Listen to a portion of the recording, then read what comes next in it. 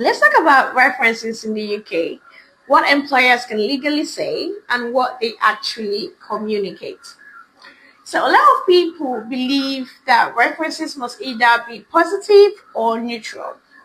So, when an offer suddenly disappears after reference checks, it is, or to most employees, it feels personal or confusing.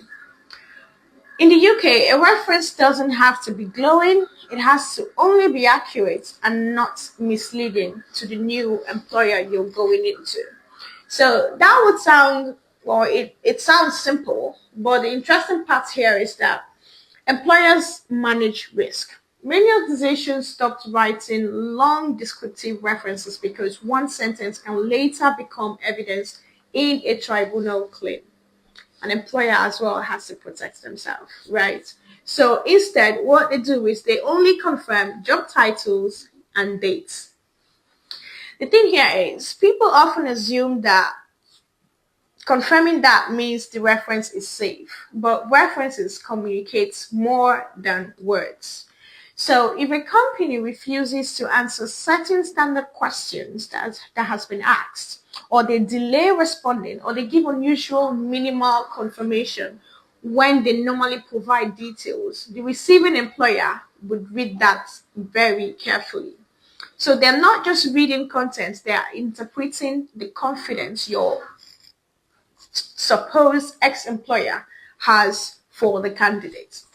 So employers also ask structured questions such as if the person would be rehired. That is a very short question. And a short answer there also can carry more weight than an entire paragraph elsewhere. So this is why job offers sometimes change after checks, even though nothing negative was written about that candidate.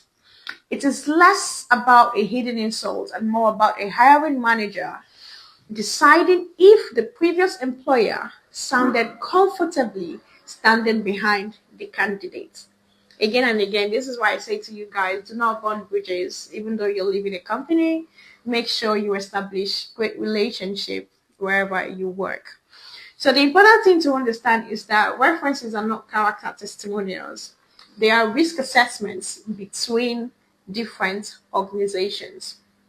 And knowing that changes how you choose your referees and how you leave the roles or how you leave the company.